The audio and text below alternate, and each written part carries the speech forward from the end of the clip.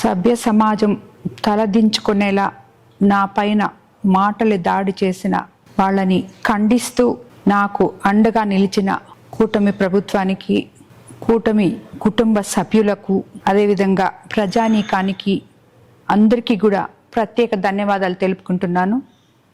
అదేవిధంగా ఈ కష్ట సమయంలో నాకు అండగా నిలిచిన సీఎం చంద్రబాబు నాయుడు గారికి, రాష్ట్ర విద్యాశాఖ మంత్రి లోకేష్ బాబు గారికి, అదేవిధంగా ఉప ముఖ్యమంత్రి పవన్ కళ్యాణ్ గారికి ప్రత్యేకంగా ధన్యవాదాలు తెలుపుకుంటున్నాను.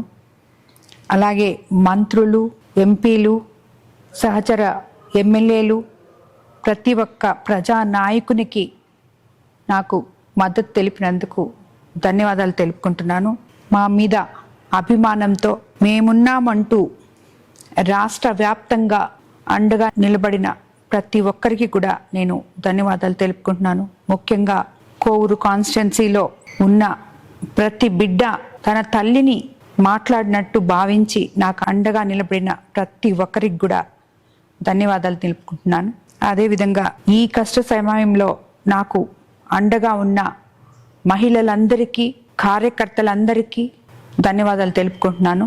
అన్నిటికన్నా ముఖ్యంగా ఈ విషయాన్ని నిష్పక్షపాతంగా ప్రజలకు తెలిపిన మీడియా మిత్రులకు అందరికీ, ప్రింట్ అండ్ ఎలక్ట్రానిక్ మీడియా మిత్రులకు అందరికీ కూడా ధన్యవాదాలు తెలుపుకుంటున్నాను. వీటన్నిటికీ మించి నాకు మనోధైర్యాన్ని ఇచ్చి నిత్యము నన్ను ముందుకు నడిపిస్తున్న దైవ సమానులైన వేమిరెడ్డి ప్రభాకర్ రెడ్డి గారికి ధన్యవాదాలు తెలుపుకుంటున్నాను.